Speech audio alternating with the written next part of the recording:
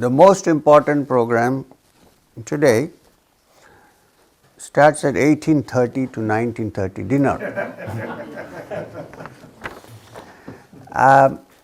So we have today, tomorrow and day after, not that program, I mean the serious program. And today is just like a welcome, like a general idea of what we might do in the retreat. Somewhere along the line there is something mentioned about Kriya Yoga also, and the practice of Kriya Yoga also, so I cannot escape that, so we need to do that too. So let me begin. First of all, this is the first retreat that we are having in Netherlands. I am glad this is the first retreat because we have very few people here. I am very happy because if you go and see the other retreats which have happened before, then you will see that there are too many people for the retreat. Which is good or bad, I don't know, but there are. This being the first here, it's easier and happier I am to have a small closed group of people so that we can actually discuss things. You will notice that our retreats are not when we have a satsang. I would never ask you to do or believe exactly what I say or do. I would rather ask you to think. This is very important. I believe that for spiritual progress, you cannot leave your brain in cold storage. Shut it up and say, now I am spiritual. Well, there are many things to be faced in spiritual life. Spiritual life is not simply sitting down and enjoying as if you are having a drink. That is possible in the bar. Spiritual life is coming to terms with reality. Where we are, what we are doing, how we are going, and so on.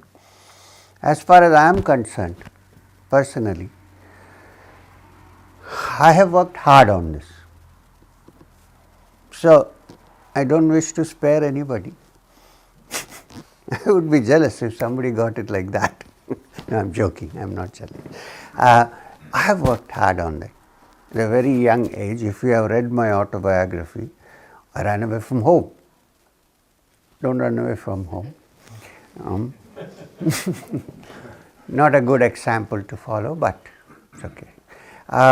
And then it so happened that because of my good luck, I don't want to use the word karma because people use it so many times that I am beginning to get fed up of the word. So, good luck. Because of my good luck, I found a wonderful teacher in the Himalayas who decided that he would make me a student. I was not sure if I would be a good disciple, but he felt that he would take me on as a disciple. 2.5 years we spent in the Himalayas, almost 3, walking up and down different parts of the Himalayas, sitting near the rivers, climbing the mountains, sitting in caves, going into little towns and cities, eating what we could gather, what we could. It was a tough life physically, but the mind was so free and happy like a bird out of a cage. And having enjoyed the open air and the water and the river and the wonderful snow-clad mountains and talking with Babaji over different subjects, my mind opened up. He never said, this is what it is. He said, let us find out. And this is not a new tradition. It's a very ancient tradition from the Vedas and the Upanishads, where the student and the teacher sat together and said, let us find out. Is there something beyond or is there not? The earliest verse of the Rig Veda, which is the earliest that you can get in this literature, talks about creation and says, perhaps he knows or perhaps he knows not. So what does it mean?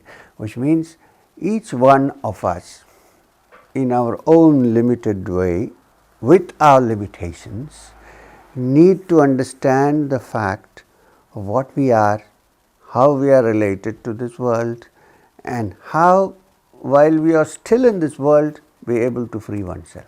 You cannot run away from this world. You can run away for an hour, maybe, close your eyes. But then when you open your eyes, you are in the same world.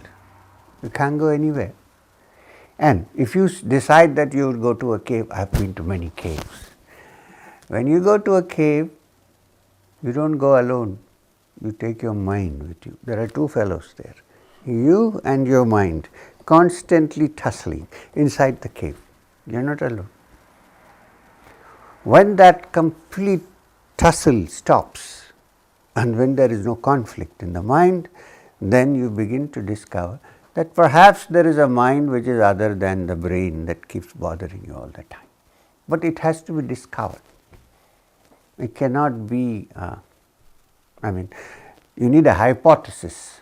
When I say belief, it means a hypothesis. You have a hypothesis, then you work towards it, you touch it, then you understand it, not before that. So this is what we are going to do during this retreat, especially in this world, the Western world. Also, why Western world? Indian world. If any one of you have gone to holy places in India, Banaras and so on, you will find people are not very different. Human beings are the same. So, what I am trying to say is that cutting across nationalities and races and species, we are all same. Why are we the same? Let's think, look at this. I am deliberately trying not to quote any Sanskrit slokas. I am trying. If I can't help it, I might say something, but I am trying because I want to be clear on this matter. Okay. Why did I say that we are the same? Is it because there is one Brahman or not? We don't know anything about that. At the moment, it's a mere speculation. Right? We don't know, right or wrong. It's only in the mind. We don't know. But when I say we are all one, what I am trying to say is, as human beings, we have the same set of thoughts and the same kind of thinking. Example, you may have a fear of something, right? Something. Unless you are a completely fearless person, you will have a fear of something. And she will have a fear of something else. And you will have a fear of something else. I may have a fear of something else. But fear, we all have. Common factor. What I am afraid of may be different. But what about fear as such? Everybody has some fear. Some are afraid to go into spiritual training. Some are afraid of not going into it. Fear. Fear is a common factor. Some are afraid of the world, some are afraid of the spirit. We all have fear in some way. Okay, now anger. You may be angry with somebody or something, right? You may be angry, or the Italian book has not yet come out. Not you, I'm just joking. Angry at something else. You may be angry about something else. But anger is there. Is it a common factor or not? Unless we are totally free of anger. I am still to find somebody who is completely free of anger. So, if anger is a common factor, if fear is a common factor, not what you are afraid of, that may be different. Common factor. Jealousy is a common factor. I may be jealous of somebody who has a full head of hair because I have few. Somebody with a full head of hair might think, oh, this is so inconvenient. Look at this fellow, he's only this much. You see how comparative these things are, but we all are jealous of something. Somebody might, the other day somebody told me, oh, I'm very jealous of you. I said, why? I don't know, I don't have a Mercedes. I don't have anything that you could be really jealous of. No, you are so free. I said, are you sure? He said, yeah. I said, okay. Now I am very jealous of you, I said to him. He said, why? Because I said, you are going all over the world with no worry about going anywhere because you have enough money, I don't have. So do you think I am jealous of you? So he thought for some time, are you really jealous of me? He said. I said, I'm just giving you an example, I'm not. But it could be. It could be. So all of us have that as a common factor. Fear, anger, jealousy, we all have it in some way or the other. So therefore I'm saying, therefore we are one, because that's a common factor. It's part of our mind. The mind is that. We like to imagine that we have a nice good mind separately, and then try to improve it so that I can be free. But that which wants to be free is this, is part of this. If I say I want to be free, I am separating one part which thinks I am very pure and separate from this which is causing conflict to me. Actually there is no division, we are the same. So you would say, so what is the use of meditation? Why should we? Because we are all the same. We will remain the same. That I don't agree that we will remain the same. We can change. We can change, and for that you need determination to change, because this world moves in a certain pattern, and if I want to change I need to move in a different pattern. It's not easy. The river is flowing in one side and most of us are moving with the current. In between, one fool stands up and says, not fool or wise, stands up and, no, I want to swim against the current. Other people think this guy is crazy. How can he swim against the current? Now the whole process of spiritual understanding, meditation, search is actually moving in the opposite direction. And that doesn't mean you should run away from this world. You cannot. As I said, wherever you go, you have to take your mind. You can't leave it. You say, okay, I'm leaving my mind in Interlaken and I'm coming here. Really, have you left it or have you come with it? Okay, we'll go to the question answer session. So what are we going to do? We are going to examine these things, look into these things. And how do we find out where we stand? I know we all want to be free of anger, free of jealousy, free of fear. We all want. Some way or the other we want. From childhood we've been trying to do that. But unfortunately, that insecurity and fulfillment is escaping from us, even though we try very hard. Right? Yeah, there are a few people who dedicate their lives to something so much that they are not afraid of anything, but it's very rare. Now, I can't help it. I try to avoid, but I cannot avoid because it's coming into my head. I'm not normal, I'm a little bit of a nut.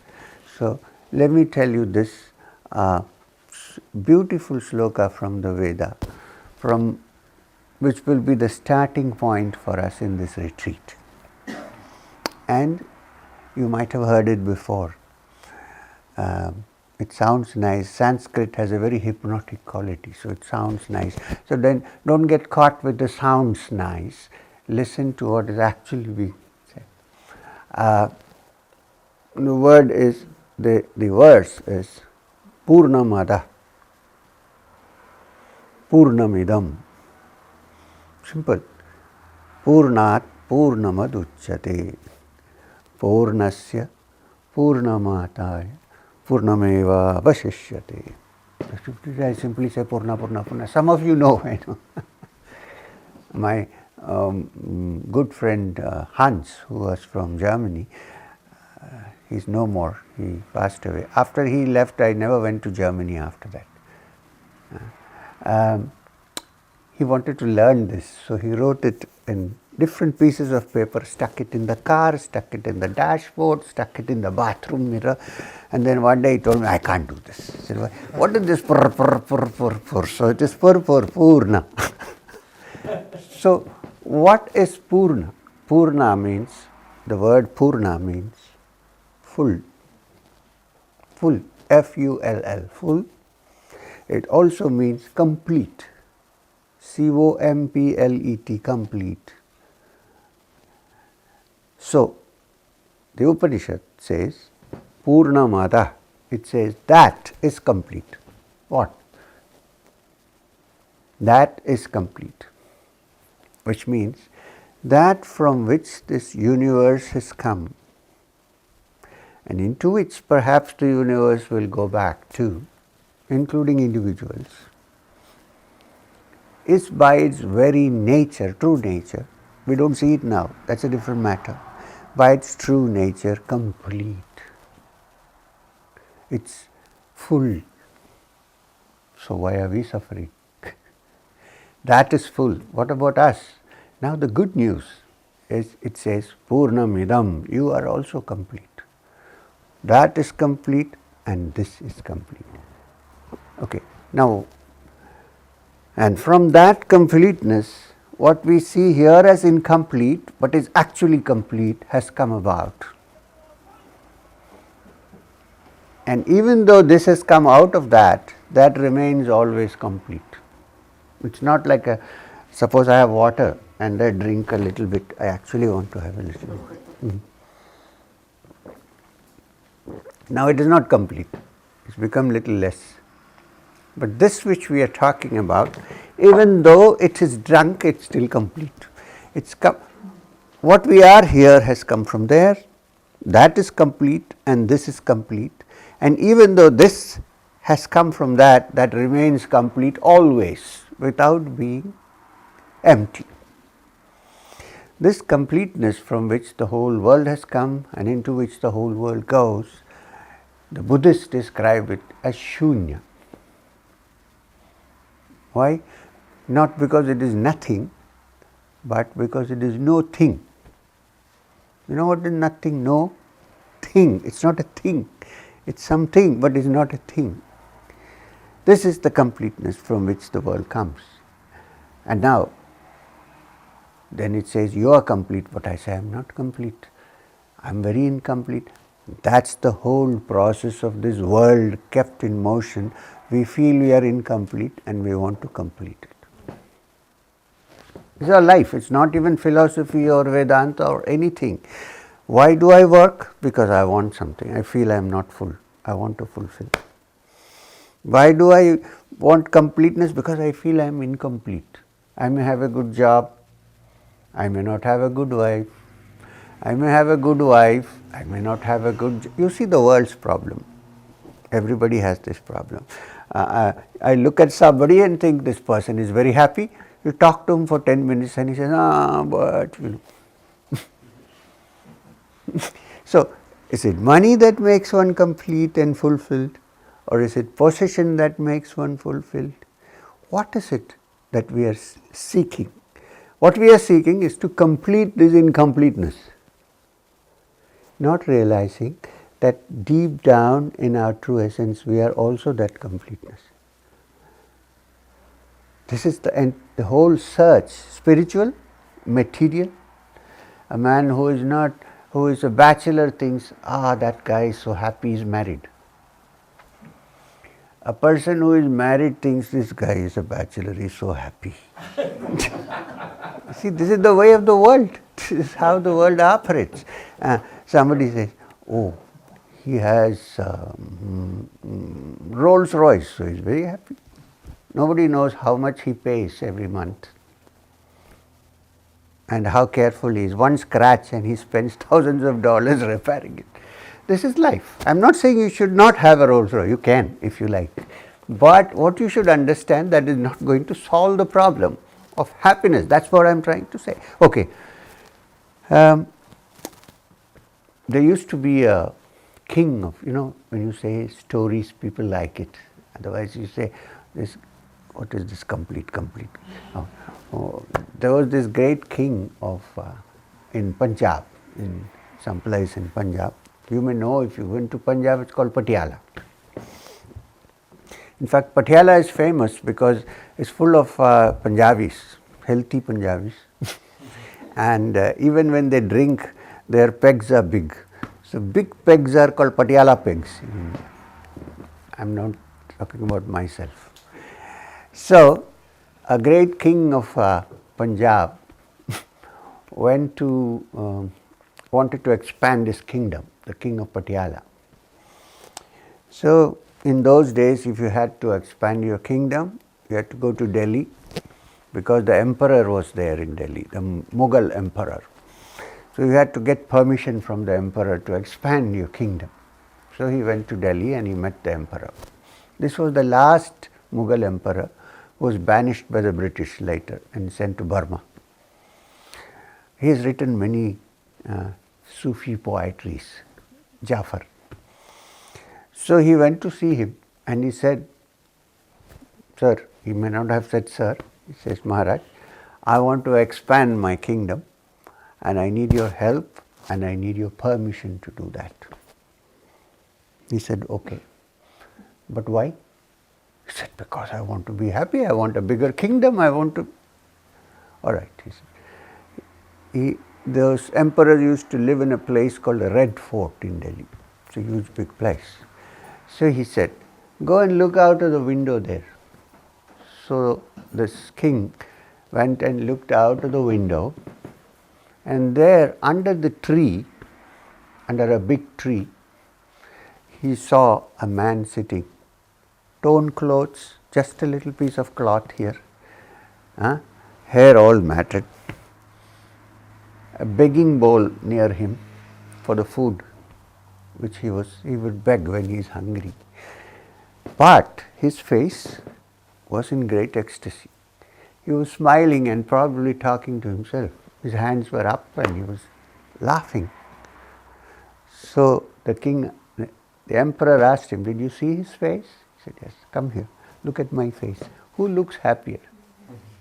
This fellow out there who is sitting with nothing, that fakir, or my face, who wears the crown of India on my head, who looks happy to you?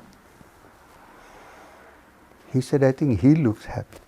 Okay? He said, well, you still want to expand your kingdom, but think about this and then come back to me.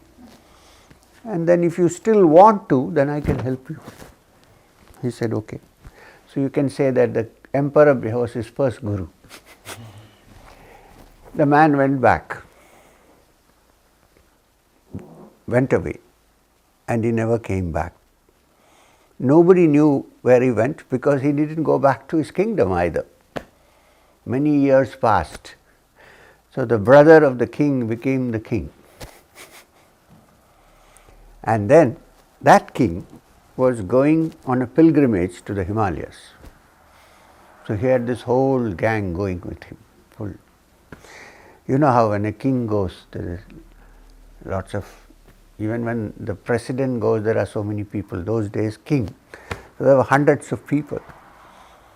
So when he reached Rishikesh, which is on the way to Badrinath, somebody told him, you're going on such a big pilgrimage, better you take the blessings of a great yogi, because it's a dangerous way, so maybe that will help you. But he said, so but where is the great yogis? Oh, he said, if you go to Lakshman Jhula, there is a yogi in the cave, go and take his blessings before you go. So he went to the cave. There he saw a yogi sitting with dreadlocks, very big man's, eyes closed, beard. So he went to him and he bowed down and he said, he went and sat because his eyes were closed. Then slowly the eyes opened. When the eyes opened, he said to him, Maharaj. Maharaj means emperor. In India, yogis and holy men are also called emperors, Maharaj. Brahmin cooks are also called Maharaj. So, he went to him and he said, Maharaj, I am the king of Patiala, I am going on a pilgrimage, I need your blessings. So, the yogi looked at him and he wondered, are these familiar eyes which are looking at me? Then he said, Tathastu, which in Sanskrit means so be it. My blessings are with you, so be it. Then the brother heard the voice. It was his brother, his older brother who was the king before. He said, but brother, what are you doing here? Because you came away, I have become the king, but I am ready, I will give it back to you. Please come to the kingdom of Patiala. Why are you here like this with dreadlocks? The man smiled and he said, when you came in, what did you call me? I called you Maharaj. So I am the Maharaj of this whole universe. Why should I come to your Patiala? Why? Because he had found that fulfillment which we seek through many ways, but never find until we rest in peace. R.I.P. We don't know whether we rest in peace because who knows what's going on there. But till then we are struggling. Once a yogi came to Madanapalli where I live, and he called people together and he drew a chalk. With a chalk he drew a line and he said, all married people stand that side, all unmarried people stand here. And then he said, those who are not satisfied with their station in life, cross the line. Everybody crossed.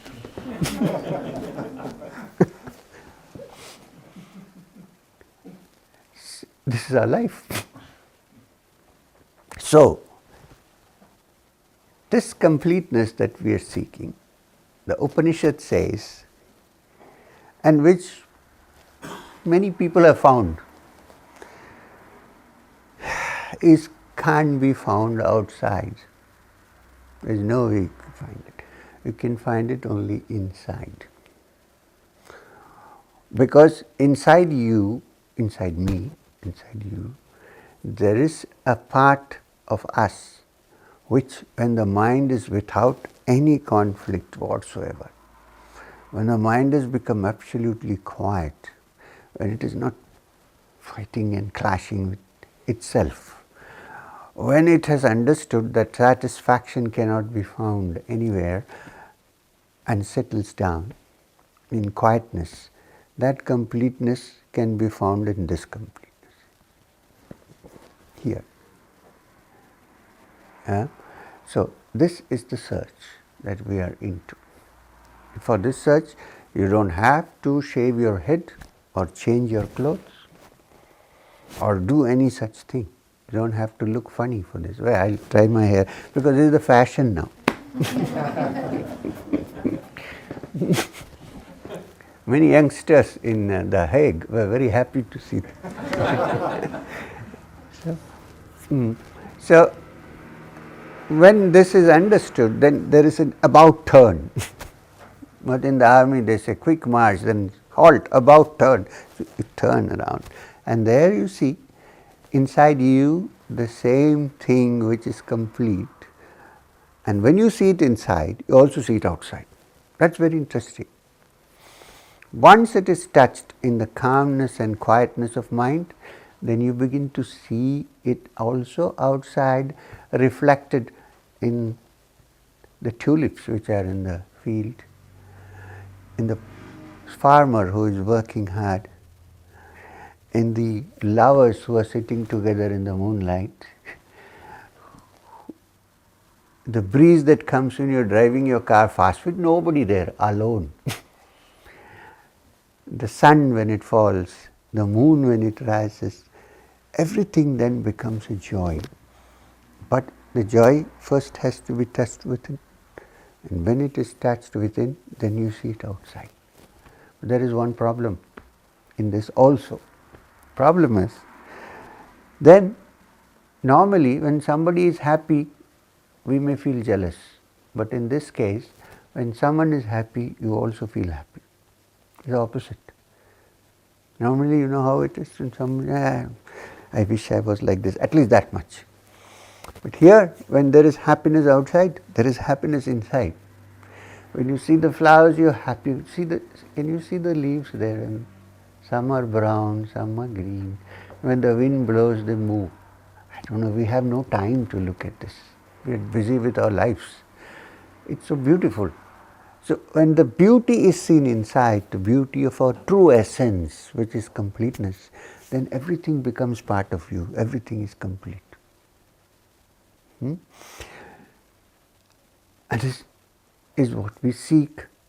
Unfortunately, in the normal state of our mind, it's not possible to understand this. Therefore, we have ways and means to make the mind more sensitive so that it grasps these things. And the process of sadhana or meditation or technique or kriya is how to bring about, how to get in touch with that part of our mind with which we can touch that which is infinite. Now that can only be done if the finite ceases to exist. Then there is only the infinite. This is the attempt also with kriya. Now leave it there. You would say this is an impossible task. What are we going to do in 2.5 hours? No. Okay, we'll leave it there. Let me talk to you something else. We will connect the two.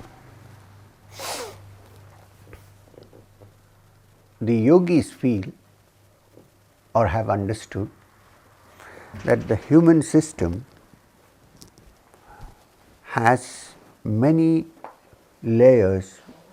The human personality and the human brain has many layers which have not been investigated into.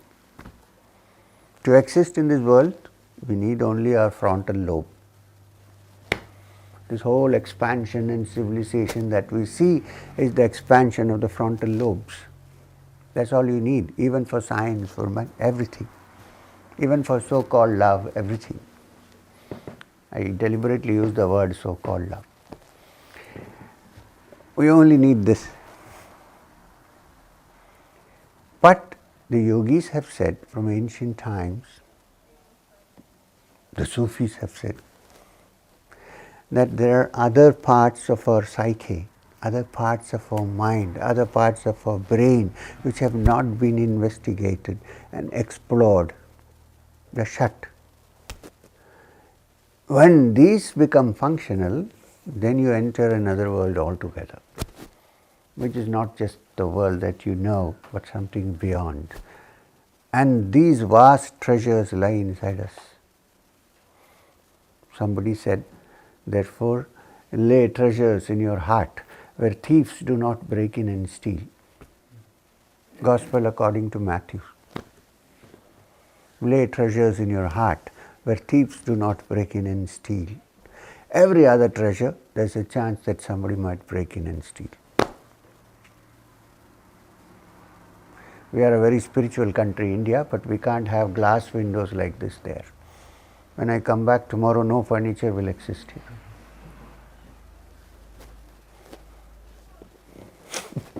So, this is what we are seeking. That there are certain parts of the brain which have not, I am using the word brain because you cannot find the mind anywhere else. Where will you find it? In the heart? The heart is an instrument that pumps blood. So I am trying to deliberately use mind, brain for mind at the moment. There may be a mind which is not at the brain, will come slowly. So therefore, if that is so, what are the ways to explore that part of our psyche which we have not explored? Perhaps when we explore that, we might discover that which is beyond. So the whole process of sadhana, practice, meditation, spiritual life is to explore into these unknown, hitherto unknown recesses, so that they can be opened up to us and we can become a multi-dimensional being rather than just this three-dimensional world which we live in. Length, breadth and height is all we know. Life and death is all we know. Perhaps there is something more. Okay, leave that second part there. Third part. I'll bring them to, don't think they are fragments. Third part. I'm saying this because our mind, our brain is a very fragmented thing. It takes things only in pieces and then it sets it together. So, I don't know if you have read, there is a beautiful little book. The title of the book is My Stroke of Insight. Does anybody know the author? Jill Botley Taylor. Bolt or Botley? I think it's Bolt. Taylor. Bolt Taylor is a young pathologist. Let's not touch spiritual just now, it's simple. A pathologist who had a stroke. You know what a brain stroke is? Blood vessels burst in the brain and you get paralysis or whatever. So if it is very small, it's a minor thing. You eat aspirin, it will dissolve. But suppose it's a major burst.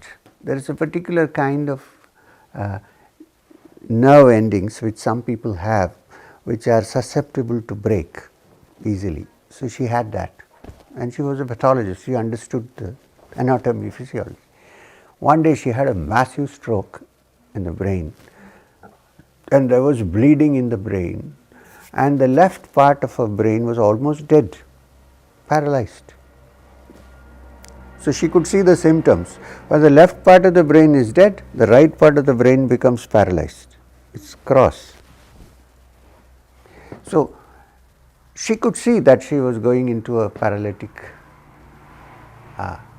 non-memory state. So she managed at the last moment to pick up the phone and dial the medical emergency. And then now what happened? While she was in that state, she was conscious. She was not unconscious, but this side was completely gone. So which side of the brain was working? Only the right side. The left was gone.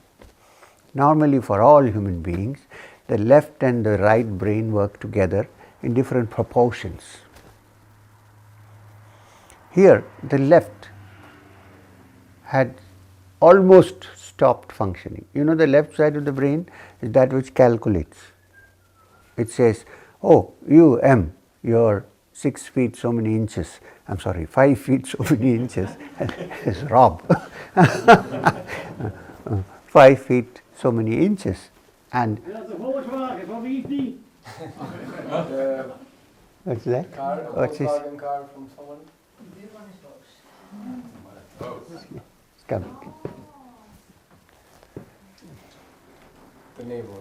Huh? The neighbor. Ah, yeah.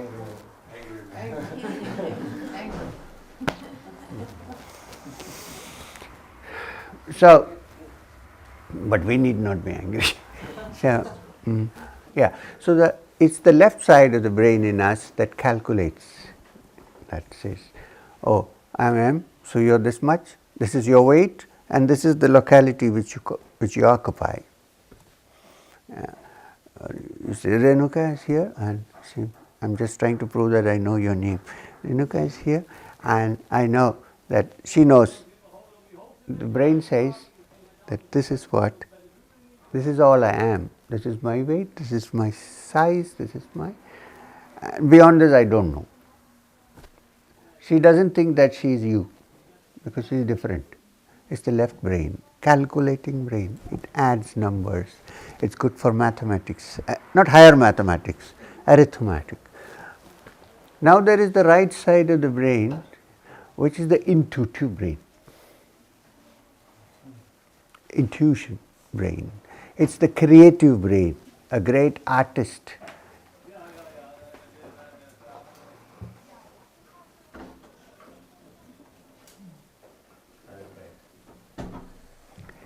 This is what you do when you meditate. You shut off everything for some time. Because if you leave it open, you'll get that anger inside. So,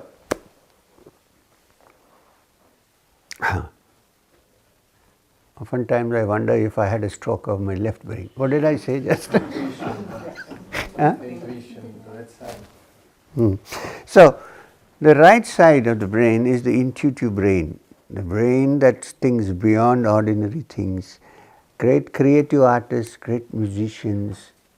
I have a great belief that Beethoven had a wonderfully working right brain. So, what happened to this lady was that her left brain had become still and the right brain was working only. So what happened? This is very interesting. She was sitting lying down almost, waiting for the emergency. Outside, there was in a garden a tree on which there was a bird sitting. And there was this breeze blowing. When the breeze blew and when the plants shook, she said, "It's not the plant, I am moving with the breeze." Excuse me. Yes, please. One moment. Yes. Er staat iemand met een Volkswagen Passat geparkeerd bij de buurman. En he's very angry. So, yeah, please stay taken away, because otherwise we're going to have nice neighbors. Whose car? What happened? What happened? Huh? Wrongly parked car. Huh? Our car was wrongly parked. Here or there? Blocking the neighbor. Oh, okay. Maybe from this lady. From this lady. Yeah. So,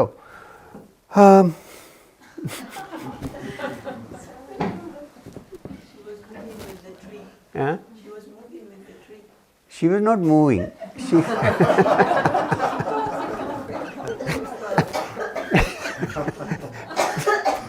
She felt that.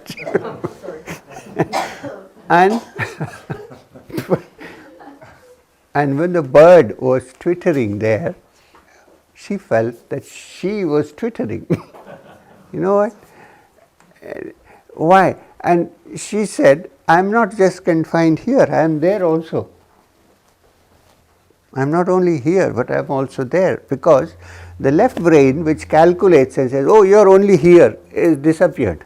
The right brain does not do any such calculation. It looks at everything as one. It's the creative brain. So what happened was this was shut down and this was on. Now I'm not saying that the practice of yoga is to paralyze the left brain or to make a stroke. But what I'm trying to say that there are such things existing in the mind and in the nervous system about which we are not very aware.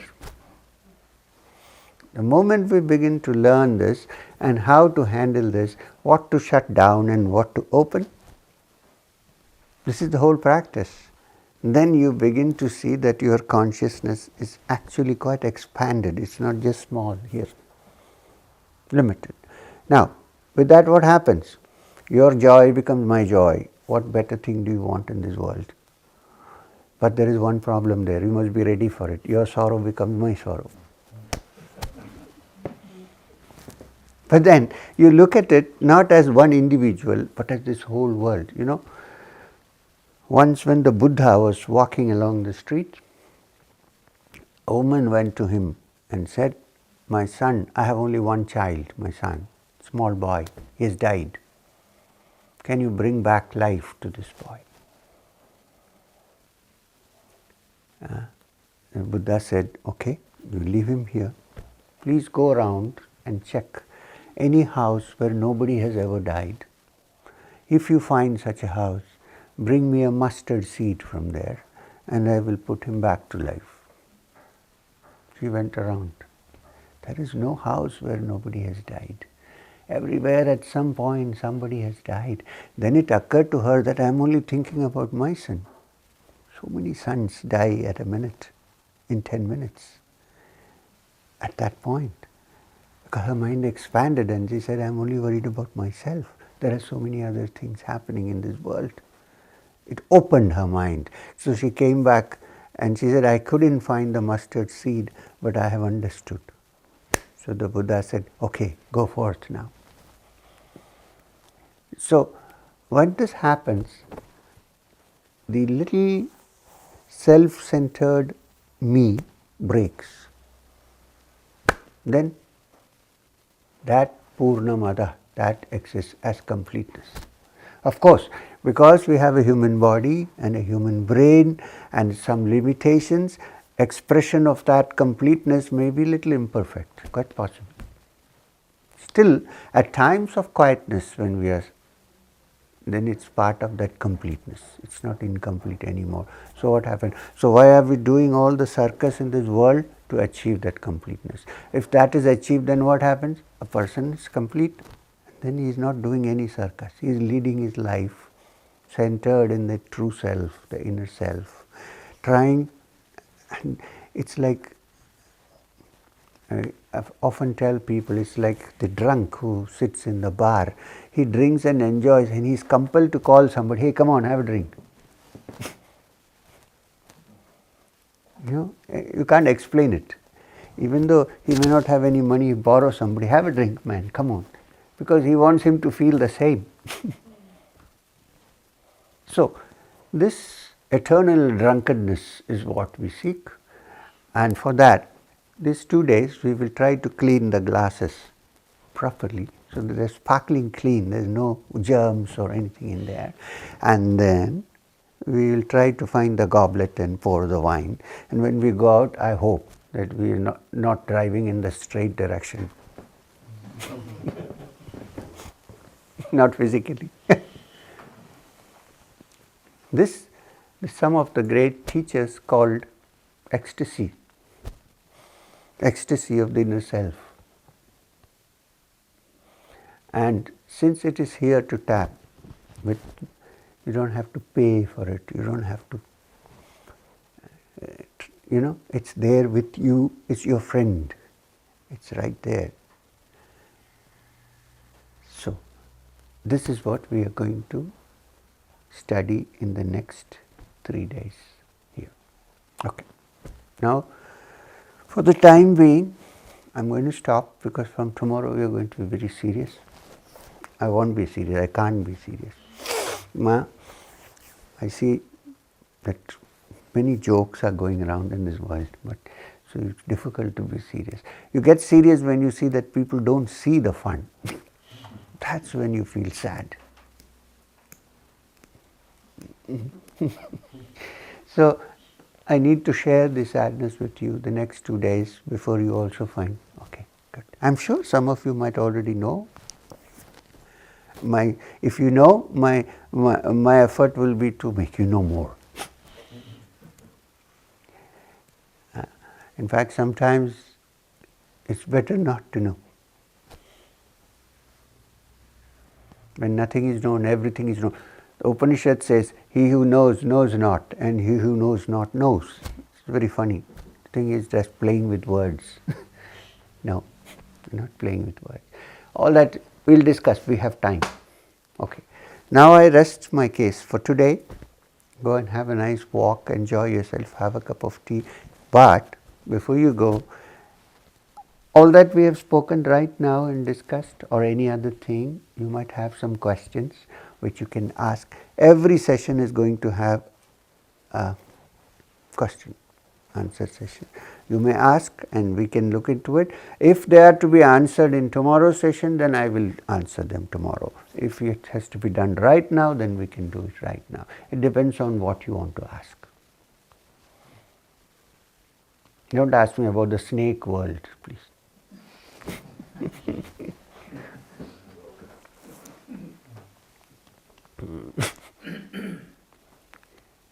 So, yes.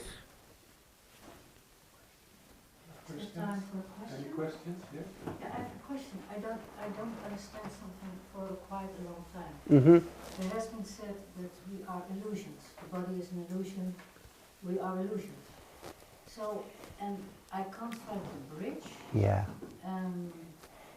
Why it is so important that we, for example, do Kriya Yoga to open something in the brain that doesn't exist because it's an illusion.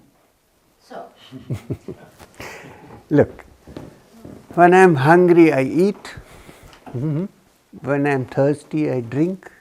When somebody slaps me, I get angry. What illusion is this? It's a reality. Anyway, I'm going to discuss this tomorrow about this thing about illusions. People very easily say, oh, the whole world is an illusion. Is it really an illusion? If somebody hits us, don't we cry? No. So it means something else. What they're trying to say, it's not that it is an illusion, that it does not exist. No. Again, we will elaborate that tomorrow. Since you asked this question, I will start with that tomorrow. But let me tell you that when they say Maya, what they actually mean is that it is not permanent. Please make a distinction between permanent and not existing. The whole theory of illusion means what you think is going to exist forever and is real may not exist after 10 minutes. Therefore, it's not real. That's what it means. But while it exists, it's very real. I hope I'm trying to relate to your question. There is this usual, Shankaracharya said that, Brahma Satyam Jagat Mithya, the whole world is an illusion, only Brahman is the reality. Well, can we really live like that? Can we? No. We might say Brahman, but the moment somebody is angry, we have to change the car. It's not an illusion that is standing there, maybe for me, but not for him. You understand? So, these are realities. This is this is not an illusion. So, the question is it permanent or impermanent? Because it is impermanent, it's called an illusion. Not because as of now as it exists, it's an illusion. But we will look into that also tomorrow. Whether actually as it stands today is an illusion or not. We'll look into this. Okay? But the main thing to keep in mind is this impermanence of life. You know, I am here today. How many years do you think this will last? After some time it will go. So, I don't want to say that about young people here. It's very depressing to think that way. But it's true. So many people have lived and so many people have gone. So that is impermanent. So we make a distinction between what is impermanent. If it is impermanent, is there something permanent? That is the question. That is the Vedantic question. And anyway, finally, the body has to be laid to rest in the grave. And we like to have peace ourselves, so we write rest in peace, R-I-P. Well, my guru, my master, used to say that R-I-P doesn't mean rest in peace. I said, then what? He said, it means rise if possible. No chance. Maybe somebody rose, I don't know. But now it's not possible to do that. So, that's what we'll elaborate on this tomorrow. I really was thinking of looking into this tomorrow. But since you asked the question, we will start with that. Of course, I will do Kriya. No, don't worry about that. There are some people who, after 2 days of, 1.5 days of Satsang, say, hey, when is Kriya coming? What is all this? So, one question. In Hindu philosophy or scriptures also say that Brahma has created all the Brahma. That he has created the world, whole universe. The moment the thought comes and it created. But from where that thought comes? Look, let me ask you something. You are sitting here now. Can you have an answer to the question where your thought comes from? Can you? No. In the same way, we cannot ask where Brahma's thought comes from. It comes right? But why? No, we don't know why. Because of, at least stop there. It comes. When you're sitting, it comes. You're not thinking of anything. Suddenly you say, I want something. I want to expand. Huh? Desire? If he is talking about the Brahman, there cannot be desire. If we talk about ourselves, there can be desire. The root. That's why I didn't say desire. Then he will say, what desire does Brahman have? Next question. The Indian mind is very argumentative. It has been trained like that. So the thing is, in the stories and Puranas, they have said that Brahman decided to create the world. We don't know anything about that. We only know what has been said to us. But when we look at our own minds, we see that it is very difficult to maintain a state where there is no thought coming up. It's very difficult. It's not almost impossible. There will be, even if I say I am not thinking, I am thinking. I am saying I am not thinking. Yeah. And it's when thought comes that it becomes action afterwards. Any thought. I want to build a house. It's thought first. Then I build the house. And then when the house falls, I am again in trouble. But this is how it begins, right? So everything begins with thought. The whole construction of our world, personal world, begins with thought. When the ancient times they said Brahman thought and the world was created, it was a metaphor to show that you create your own world. You, I and you. And when I stop my world, then the world has stopped. Otherwise you cannot destroy the world. When my thought process has stopped daydreaming and night dreaming, and when it is quiet, then all creation has come to an end. Just as Brahman is given as a parable, in the same way, you and I are part of that creative energy. It's only with thought that this whole thing starts. When thought ends, everything has ended, including my world. How do I know the world exists? Because of my brain and my thought. And everything starts with thought and everything. Perhaps when everything ends in myself, then I will be able to understand the meaning of how Brahman thought and the universe came. In this limited condition, I won't even be able to speculate upon it. You get what I am trying to say? Think about it. And don't immediately find a question. Think. Let it sink.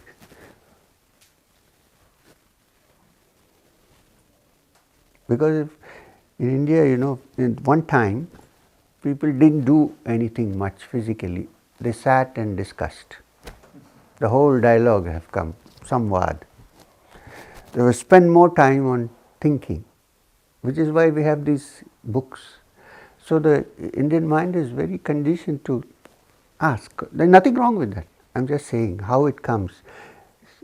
Sometimes you wonder, where does this question come from into this man? It's a background. Now in the West, there has been a lot of scientific thinking. We didn't have an Einstein in India.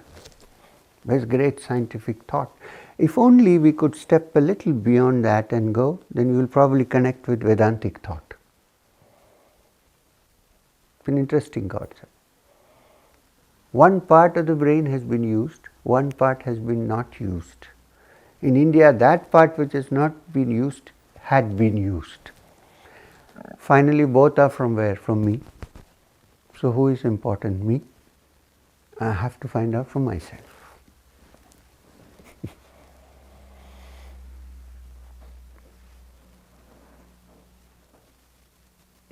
What, Maithili, can you speak Japanese now? You can? Write, read? Kind of, somewhat. She's an old student from our school. Now she lives in Japan.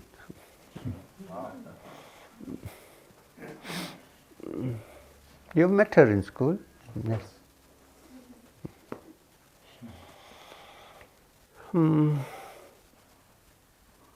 Yes, sir. A question on the mind and brain. It's a very interesting subject. But now suppose I'm lazy. I don't do anything spiritually because the moment I die, I have no brain anymore, right? Still, it's everywhere said and written, no, something lingers on. So it's not only brain. Can you talk a little bit about this, that the thing with what remains when we have no brain, and then why it is important to work on the mind, although it's so much conditioned by the brain. So now, from here comes the question of whether mind is there other than the brain. This is the central point of the question.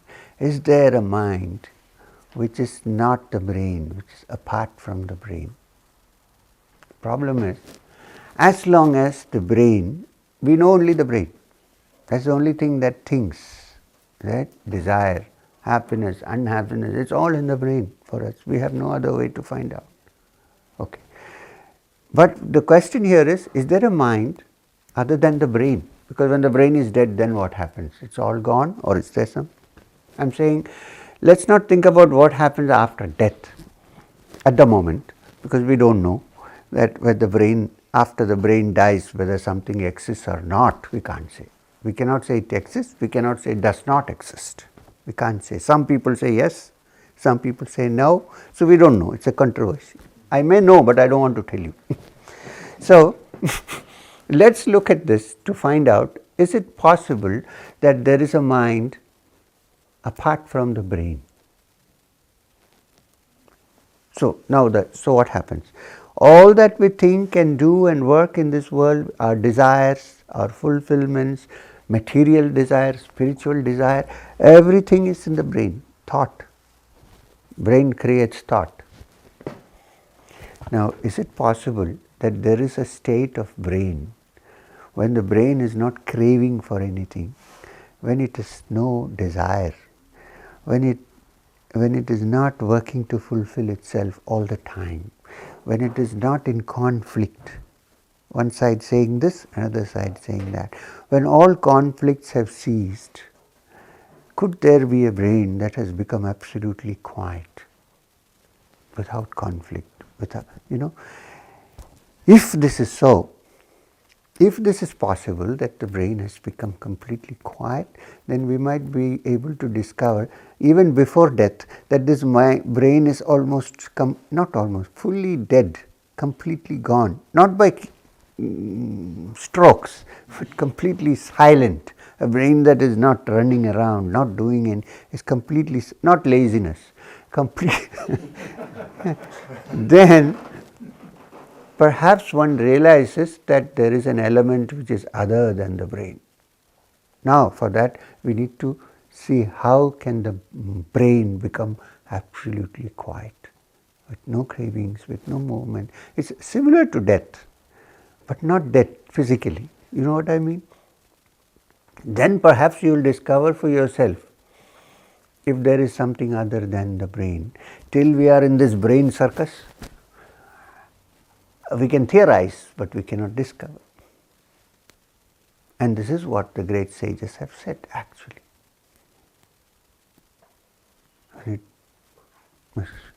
Absolutely, in that there is something, but some people have found it and become completely silent because they don't know how to say this to anybody. If they say it, they would not be accepted. They would say, what is this guy saying? Why?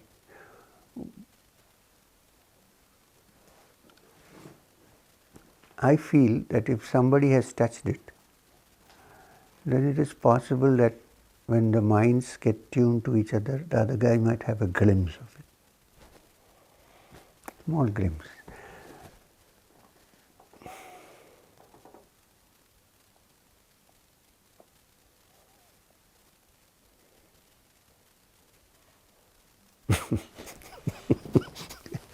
Anyway, so isn't it nice to be just quiet? Look at my life all the time.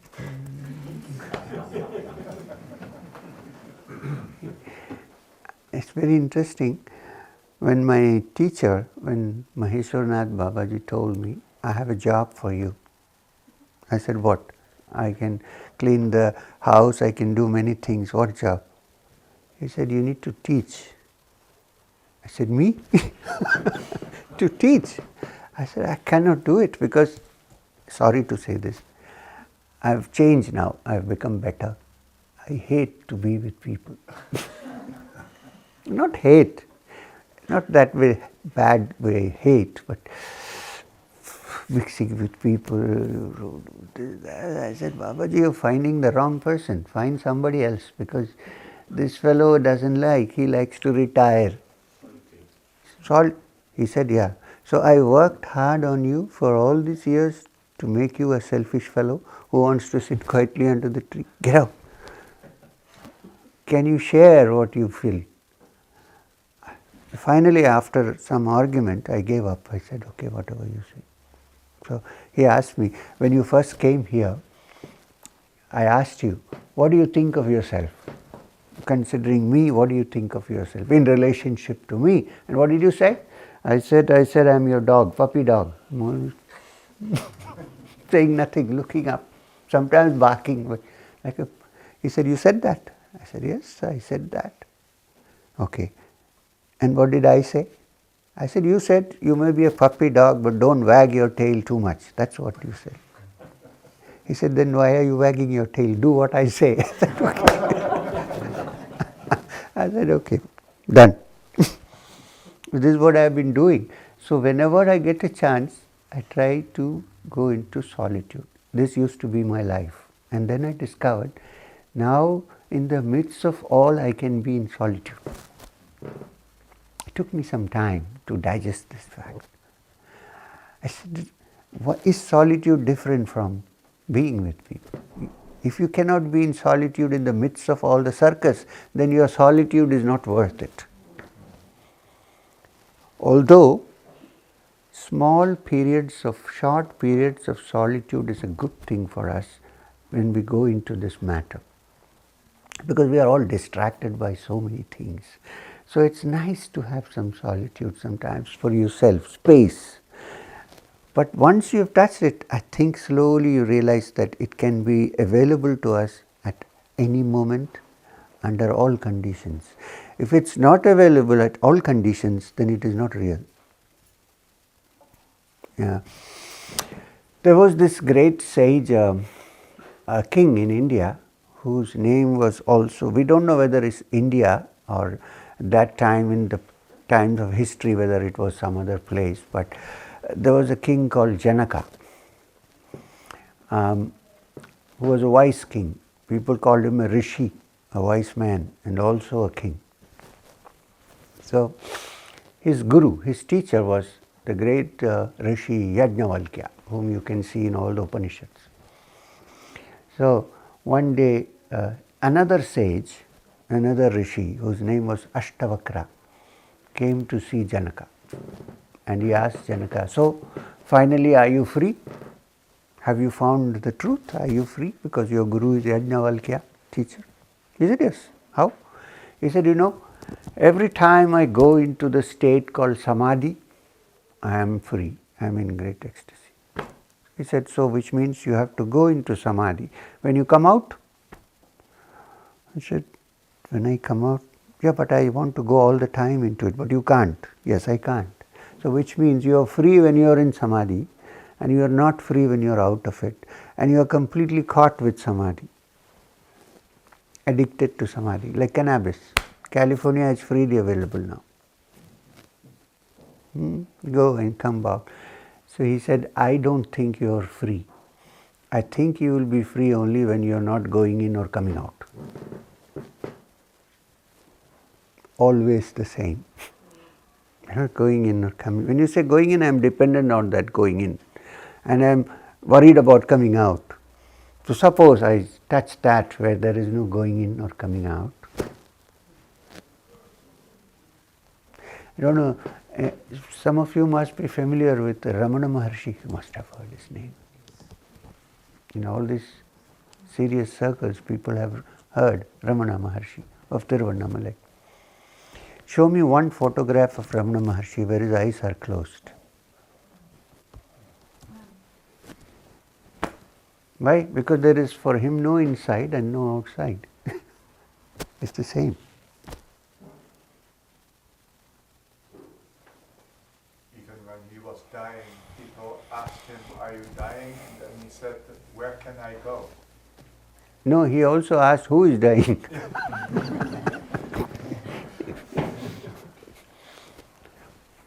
So, but does it mean that one can always be in a state of samadhi, even while in waking state of consciousness? It's, you may not call it samadhi that way. Since you're asking the question, when you normally say samadhi, we're talking about savikalpa samadhi, where there are no vikalpas, where everything is quiet. And in the nirvikalpa, where there is nothing left, that is the next stage of samadhi. Beyond that is something called sahaja, where you are in your true state, where you are not going in, coming out, nothing is happening. Everything is the same. So there are different gradations. While it is necessary perhaps to experience savikalpa samadhi and then go nirvikalpa samadhi and then come to the sahaja, there are people who have directly touched that without going through the intermediate. But it depends on the personality, on the brain, on different factors. I am deliberately not using the word births. Because this many births is, whether it exists or not, for me it may exist, but it's a dangerous concept because some people say, oh, this birth I will enjoy, next birth I will find out. It's a nice way to postpone.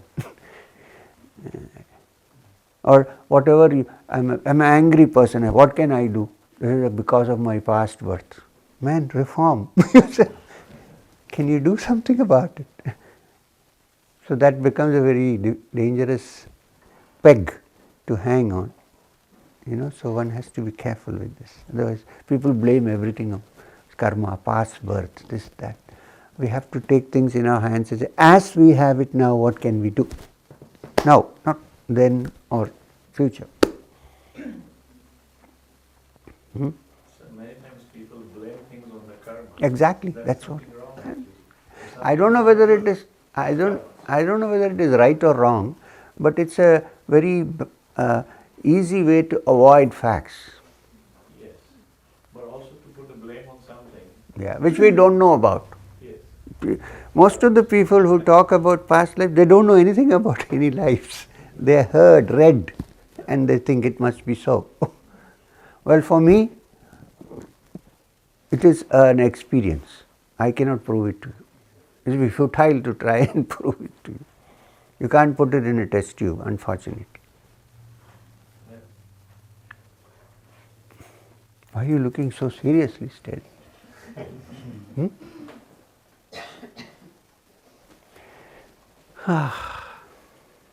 So Maria, finally you made it.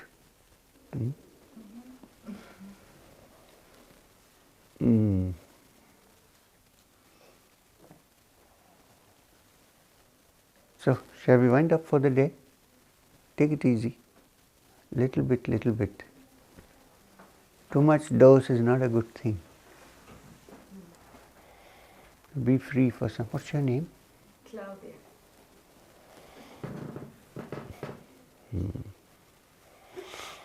Okay, thank you. See you tomorrow morning.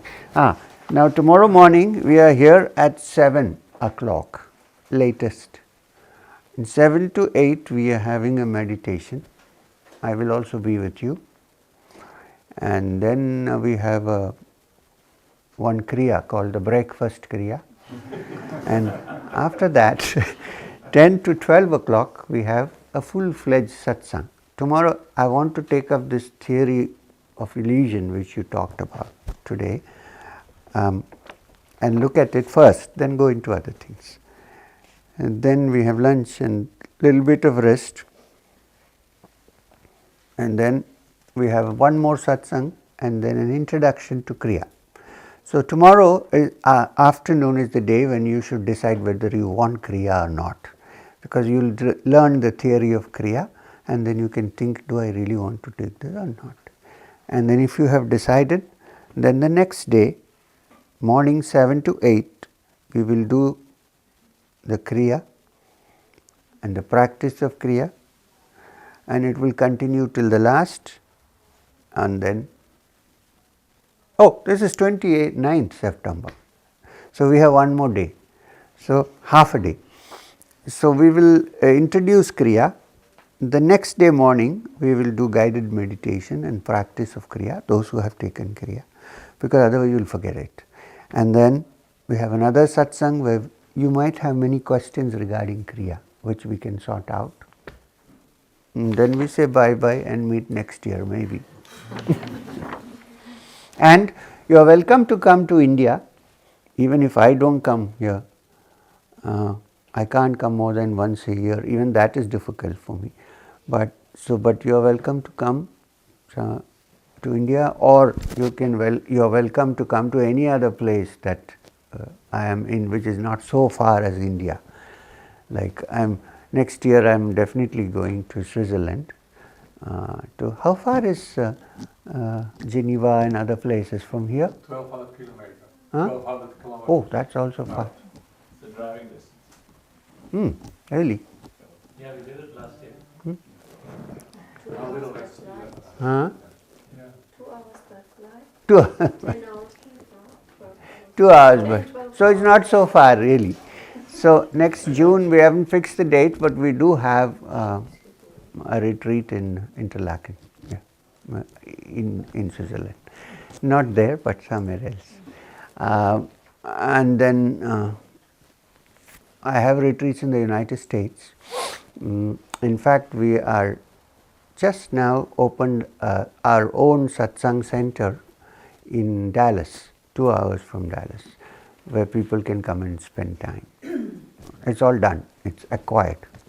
We have a beautiful piece of forest land with a river on the side, and we're trying to make some cottages there. You can come in. So, but of course, I will go to California. There's no, as long as Jennifer lives in California.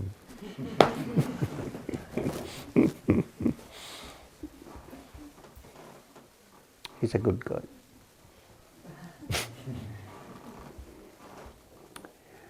Okay, thank you then.